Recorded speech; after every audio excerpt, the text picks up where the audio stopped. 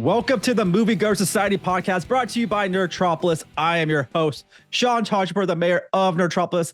And of course, joining me once again is my co-host, Drew Munhausen, the professional media and movie mastermind, who is going to have a great cameo in Dune Part 2. I love it. You're going to be running away from, I forget what they call these worms, but you're going to have a cameo in this film, right?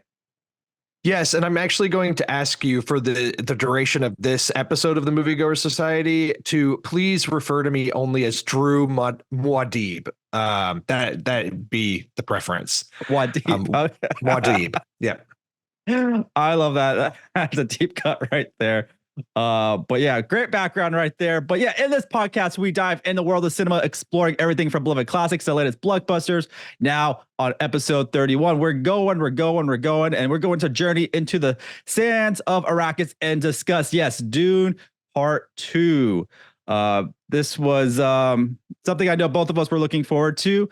But before we get into all of that, we want to make sure that you can connect with us online. You can find me on almost every single social media platform at Sean Taj. Follow Nerdtropolis at Nerdtropolis on everything you can think of. Even if you come up with a brand new social media platform, those are going to be the handles at Sean Taj and at Nerdtropolis. And don't forget to visit nerdtropolis.com for your daily dose of movie news, reviews, interviews, and trailers. And Drew, where can they find you when you're not contributing to Nerdtropolis? You can find me at Drew Munhausen on all the different social media platforms, weekly over at Fresh Out the Podcast. And of course, I always like to throw out Letterboxd as where I'm logging what movies I'm watching. And yeah, that's about it. Yeah, real quick about Letterboxd. I guess some of the Dune reviews when they went up, they kind of not silenced them, but like they were offline for a little bit. I don't know for what reason, but that was a Letterboxd issue. But just a little side note there. But also don't forget to catch up on past episodes of the Moviegoers Society and tune into my podcast, Real Insights with the mayor of Nerdtropolis on Spotify, Apple Podcasts, and the Nerdtropolis YouTube channel.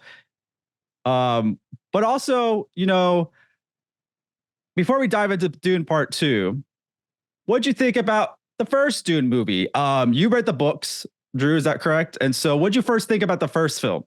So I love Dune Part 1. And I actually, Sean, I kind of want to reverse throw this question back at you. Like, what's your history with Dune in general? Like you said, you haven't read the books. Like, had you seen? Yeah, throw out the books. Never read the books. I think I watched. I think is it 84 that came out. Yes. I think so. The 84. I remember watching. I don't remember when. It could have been honestly the last 5 years or longer than that. But I definitely closer to this age. I watched it and it was okay. It was interesting. I liked the visuals. I liked the world, kind of like the world they were trying to build. But I didn't really understand any of it for me. Because I'm not really familiar with this world and the story. And so my first introduction is the first film that came out, or I mean, the part 1 of this new film.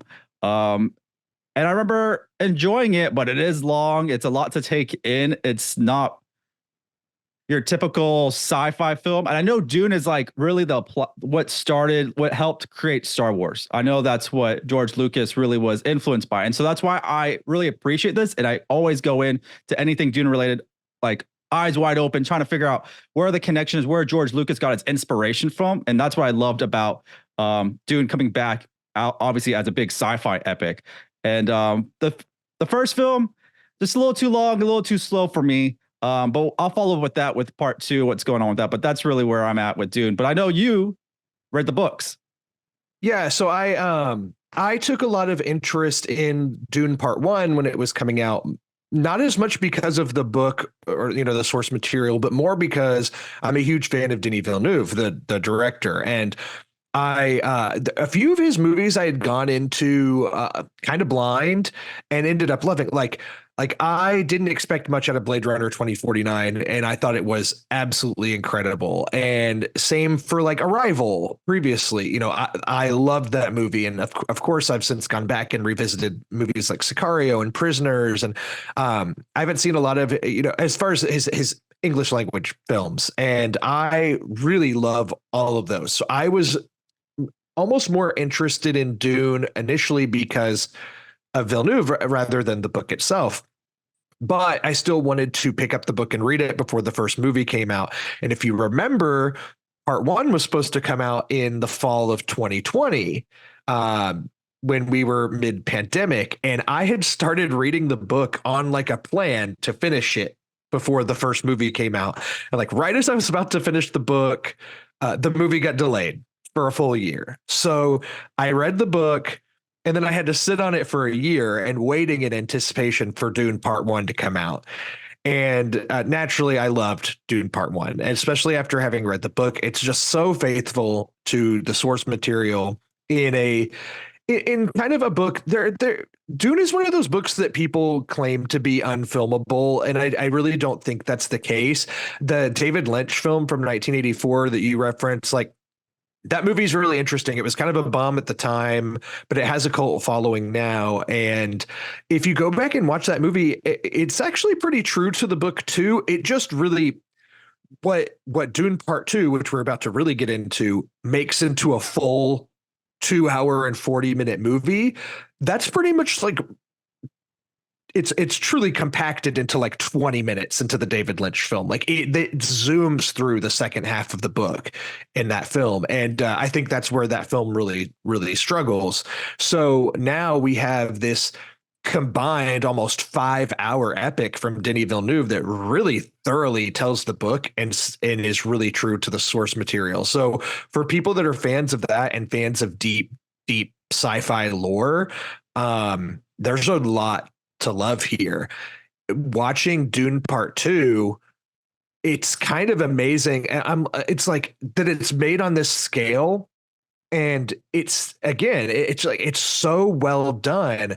It's hard for me to imagine mass audiences watching this and being like, yes, this is amazing. But what do I know? Like, you could have said the same thing about The Lord of the Rings or something like that. It's like, sometimes audiences like things of this scale with lots of lore and everything. I'm interested also, we to got to see talk how about it the performs. casting. Like, you're speaking of Lord of the Rings, the cast is amazing, and a lot of people know that cast.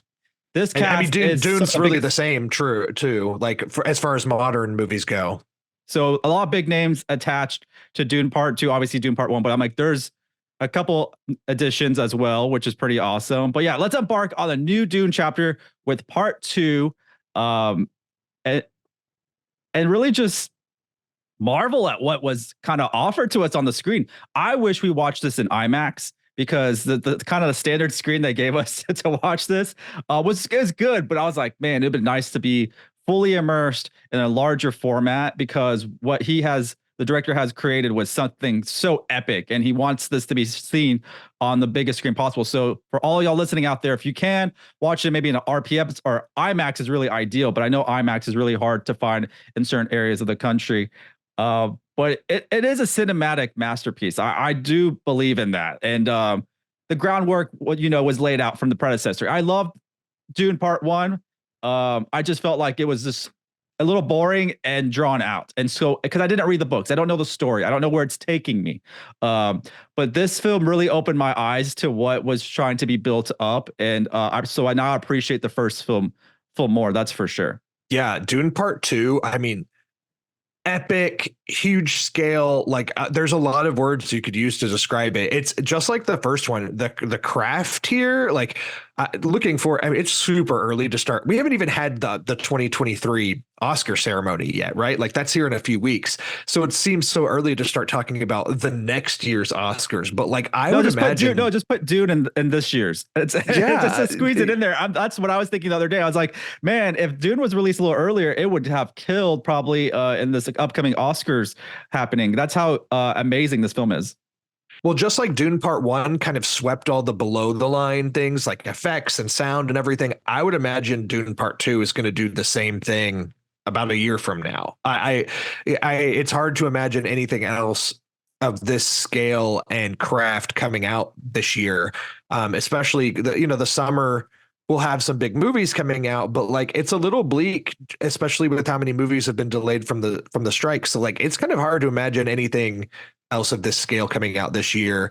It just seems like Dune is, from a craft perspective, and all the below the line awards, like surely Dune's just going to sweep those. Especially, I feel like this film looked very practical to me. There wasn't a moment where I said that looks fake. Even some of the, when they're on the worms, just the texture of the worms, I'm like, they have to be on something they built out. They have to have built maybe like half a piece of one of the worms when they're standing on, because it didn't look CG or fake to me what they're standing on with the texture. Obviously, it's a large creature, so they're not like building out. But I feel like they maybe built a piece of it to film some of the stuff on top when they're writing, especially the close-ups. But yeah, visually, the effects were amazing, and I think the film is also complemented by the amazing score, which for some reason I didn't know was Hans Zimmer was part of this. Was he part of the first film as well for the score? Yes, yes. Okay. And I believe he created new instruments and things for the sounds and whatever. Like there's a lot that's gone into it. It's pretty incredible. Yeah, the score really enhances, the epic scope of the film, because obviously this film is also slow at times, but that makes like the slowness like more powerful for certain scenes because of that score. It's like just a normal, even a walk, right? The score really elevates a simple walk. It is pretty awesome what Hans Zimmer was able to do with such a drawn out film, and I just loved it. Yeah, and it's like, Dune Part 1 truly is all the setup. You get introduced to Arrakis, you get introduced to all these characters, and you kind of learn how the world works and learn about the Harkonnens and the villains and everything like that. And then Dune Part 2 just really takes all that was set up before it and runs with it. So it's truly a part 2. Like, do not go see Dune Part 2 if you have not seen Dune Part 1. You will not have any idea what is going on. And I actually do recommend you probably, if it's been 3 years since you've seen Dune Part 1, maybe rewatch it, kind of catch up on it. It truly takes off right where the first one ends. And like I said, the first one all set up. Second one is the true execution of that Messiah storyline that they do in the novel, and it's pretty epic. Even I'll admit there is about a 30 to 40 minute period in the middle of the movie, or kind of in the early second half of the movie, that did kind of slow down even for me as a big fan. So you feel the length of this movie a bit. It's 167 minutes long. It's long, but there's a lot of really epic scenes here. Yeah, and obviously we know Timothée Chalamet stars in this film. He's the main character, Paul Atreides. And I'm like looking at the movies he's done in the past, and he's done a few solid films, some big films, but I think Dune is really his breakout. I know we had Wonka, he was pretty good in, but I feel like Dune is his franchise. He's leading, and his portrayal in this film is like on a whole nother level for him in his career. It's the best thing he has done. His performance is really like fantastic. I hope he gets some type of nomination, because this is probably the most captivating character arcs I've ever seen. And it didn't take that long to see it kind of where it started and where it kind of ended at the end of the film. Like, it was a really nicely just drawn out, filled with layers and nuance and raw emotion. I just really loved his performance in this. I've seen him in other stuff where I wasn't a big fan of what he was doing, and I think sometimes he just comes off as a little bland. But here is a whole different level for him, and I think this is his best performance he's done so far. Yeah, he kind of broke out into the scene when he did Call Me by Your Name, and he was nominated for an Oscar, and young actor, and he's been interesting to follow since then. He truly comes, Tom Holland is the one who's really doing it. The two get compared a lot, right? Because they're close in age and they're like the hot young stars. And Tom Holland, and they work with Zendaya. that too.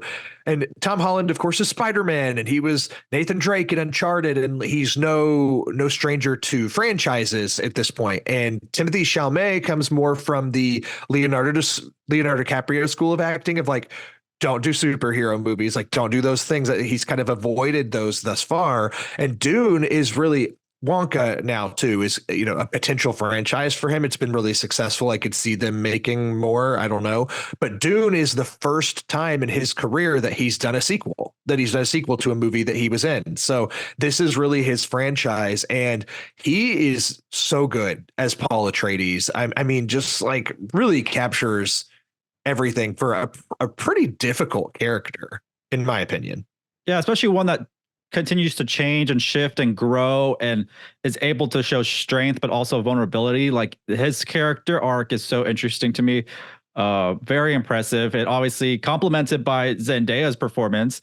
I thought she was really great, bringing her character to life with a lot of strength. And also, I think it's her story as well, to some extent. I kind of wish it focused a little bit more on her too, because her story is very important as well, on top of Paul Atreides in this film. And then, you know, you have other cast members. Austin Butler, He's really good as Fade Routha. unrecognizable, obviously, went through a full transformation.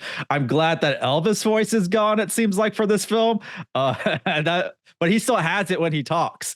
But When he first started talking, I was like, what is he doing here? Like, what voice is he doing? Because it's interesting. And then I realized he's doing Stellan Skarsgård's voice, like, because Stellan Skarsgård plays the Baron Harkonnen. And when Fade Routha starts talking more, I was like, Austin Butler's doing his best. I don't want to say Stellan Skarsgård impression, but he's doing the Baron voice, but as the nephew. And as soon as I realized it, I was like, actually, it's almost distracting, but he's doing it pretty well. And I get why he's doing it. So it's like, pretty good. yeah, while watching this, I don't know why. In my brain, I was like, Austin Butler needs to be in the MCU or maybe even DCU. But if he comes into the MCU, I want to see him do Gambit. I want him to be Gambit in the X-Men movie. And I think he can pull it off. I mean, with a little bit of that, because that Elvis voice works. And then if he can tweak it with the Cajun twist, and then I think he has the look to play Gambit. What do you think about that? I don't know. That's just a hot take I wanted to throw out there. That I was on the Austin Butler as Johnny Storm train, and obviously now we know that didn't happen. I think he could have been really good there, but surely I would imagine the folks at Marvel have to be eyeing him for something, some sort of big role in the X-Men or whatever. Like Gambit would be cool. Could he be a Cyclops? Could he be, I don't know. Like, I don't know.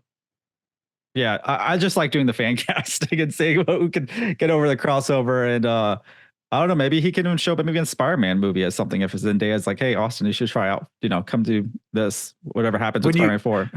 When you talk about movies like we do and you are big fans of the MCU, you kind of can't help but see every new star that emerges on the screen and be like, okay, so where do you fit into the MCU? What superhero could you play? It's just in our nature. Well, especially with the big names like this, because I mean, I know this is going to sidetrack a little bit, but James Gunn posted that photo of the first day of Superman Legacy and seeing the full cast of big names. And then, what's his name? Who has played Beast? Who's playing Lex Luthor?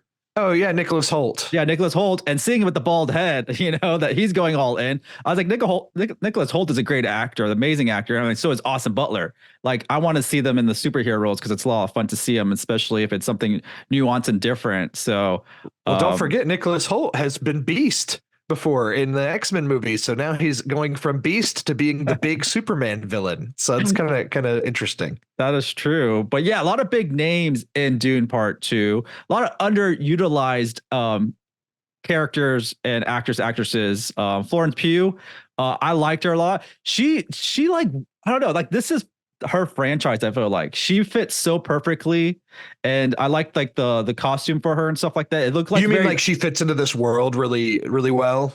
Yeah, and like with her look and everything like that, and especially when she had, it was almost like armor, but like a knight's armor, a little bit on her head. I was like, I didn't know that was her at first in that scene, and so I thought a lot of the costuming and a lot of just the sets, everything worked so well. It's such an interesting world they're building, and then you have I'm drawing a blank right now with the name. Her father, the Emperor. Christopher Walken. Yeah, Christopher Walken. See, he's not in it enough for me to remember that he is in this film.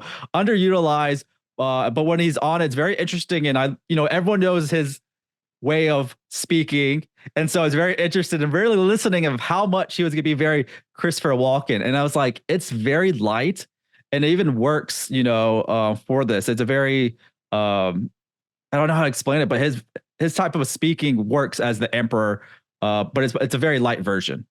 I'm with you. When he got cast as the Emperor, I was like, that's pretty inspired casting. Christopher Walken, like one of the great actors, but somebody who, especially in the past 20 years, people know the voice and they imitate the voice. And he's, he's been in a lot of comedies over the past years and whatever, and taking a big role in a huge sci-fi epic like this. I was like, oh man, is he going to be distracting? Is he going to be doing the Christopher Walken bit? And he really does hone it in, and it's there, but it's a lot more subtle. He's really good. in the small part that he has. I'm with you. I could have seen more. And then another person that we haven't mentioned I want to shout out. I thought Javier Bardem was incredible in this, in another supporting role as Stilgar. He has a couple scenes that are really good because he is a true believer kind of from the get-go of Paul Atreides kind of being their prophet, the prophecy coming true.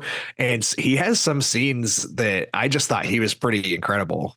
Yeah, anytime he's with like the group that's following like the Messiah belief and stuff like that, and he's speaking to them, like I just love seeing that on screen. And very interesting, his character and his beliefs and all that.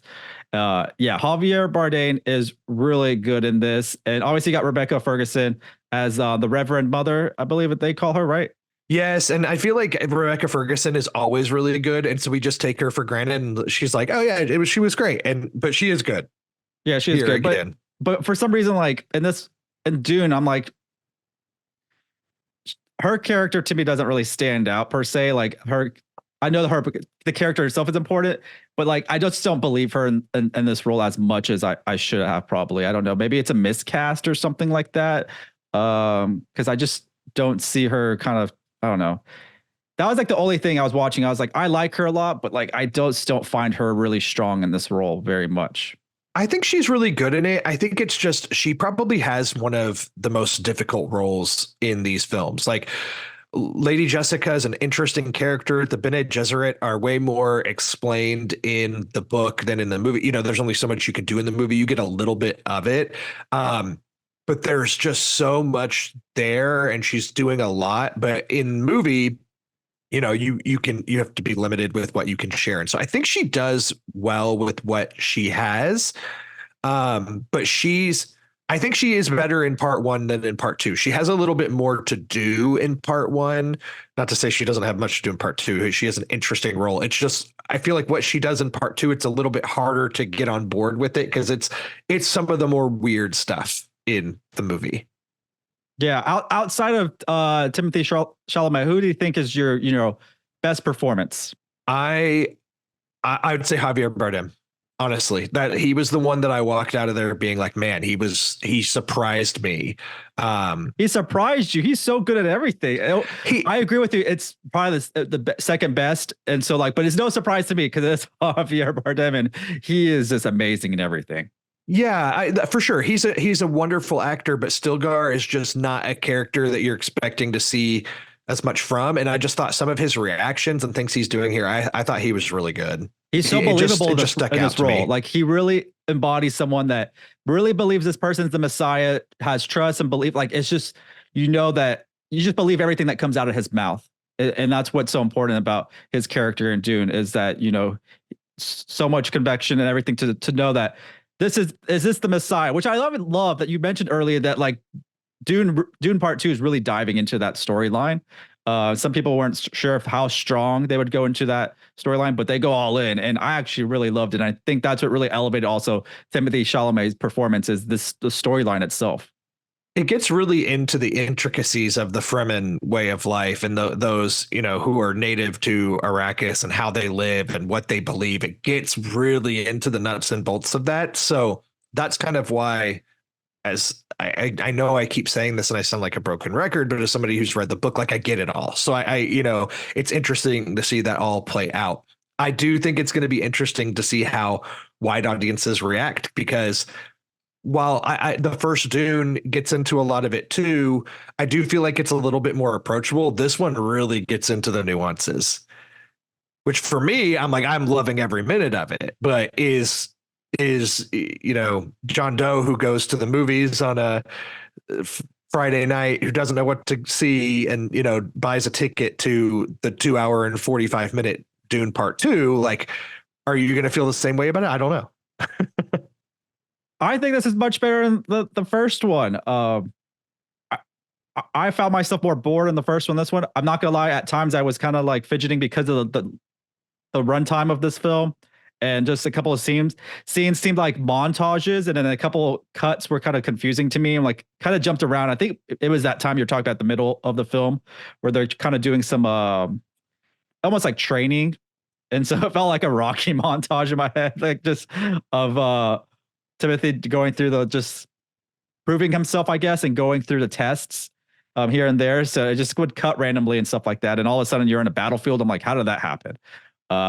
But visually, you're going to be so satisfied.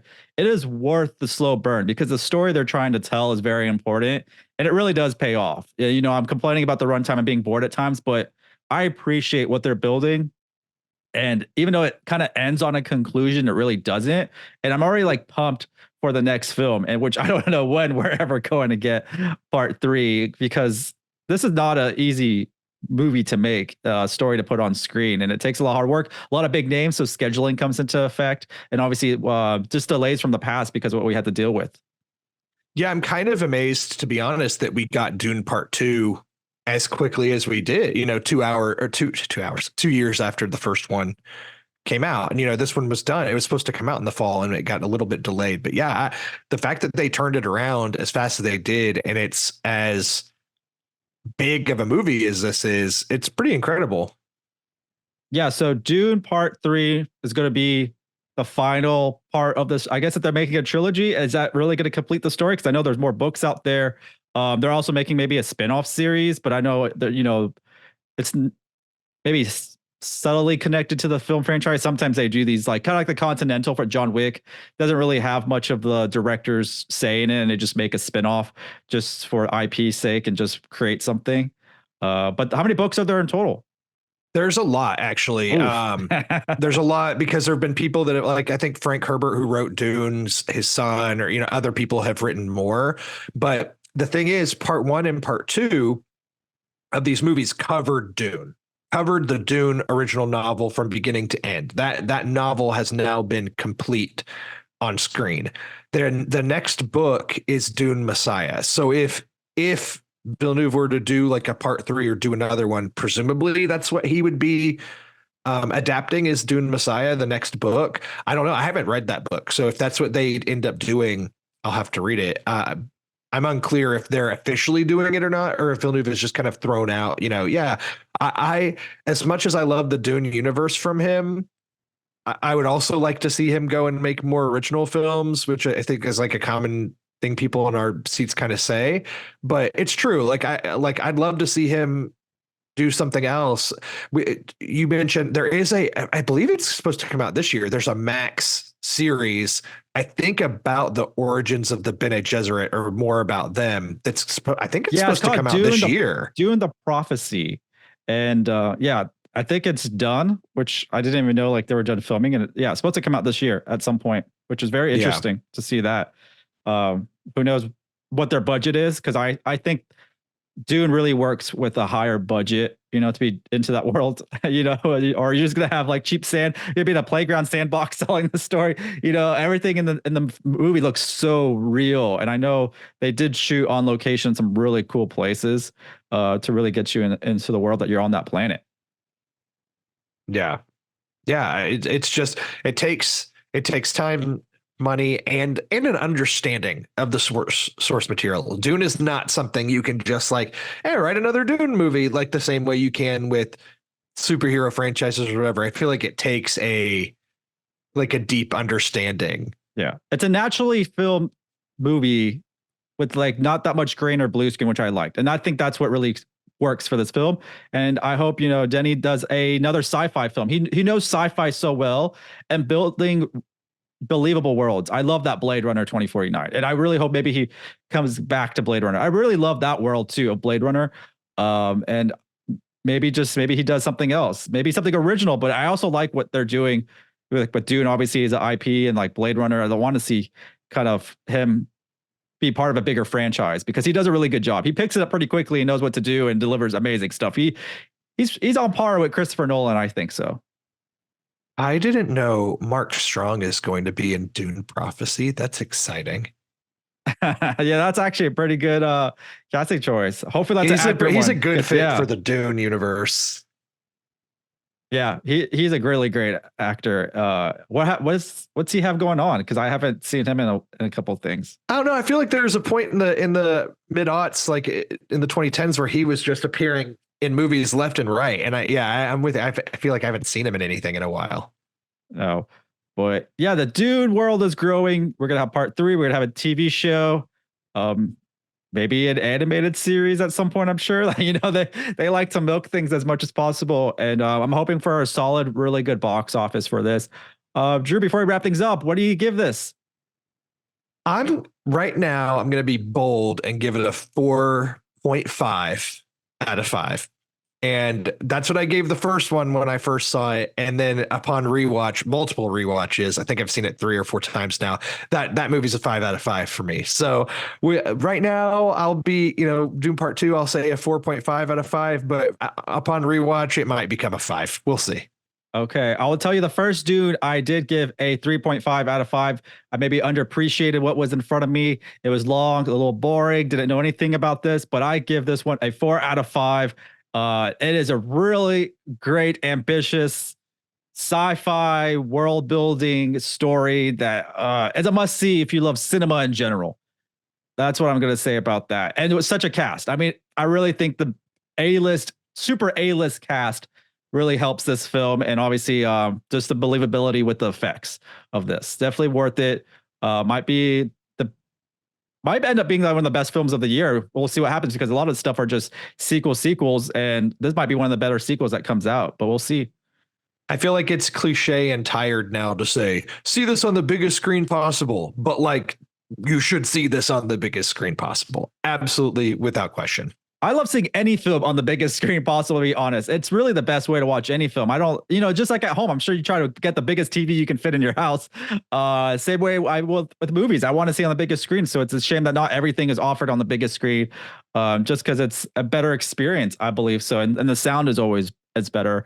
But we hope everyone's keeping up with us. We got more episodes coming. I got more interviews coming your way. But make sure to visit nerdtropolis.com for your daily dose of movie news, reviews, interviews, and trailers. And once again, Drew, where can they find you? You can find me at Drew Munhausen on all the different social media platforms, weekly over at Fresh Out the Podcast, and of course, in the movie theaters, seeing movies all the time. If I can, hopefully. I have a newborn baby coming very soon, and might cut into my movie watching time a little bit. We'll see. I'll just have to act out the movies for you after I watch them so I can give you the gist of them. But thanks again for joining us for another episode of the Moviegoers Society. Once again, I'm Sean Tajipour, the mayor of Nerdtropolis, and we will see you at the movies.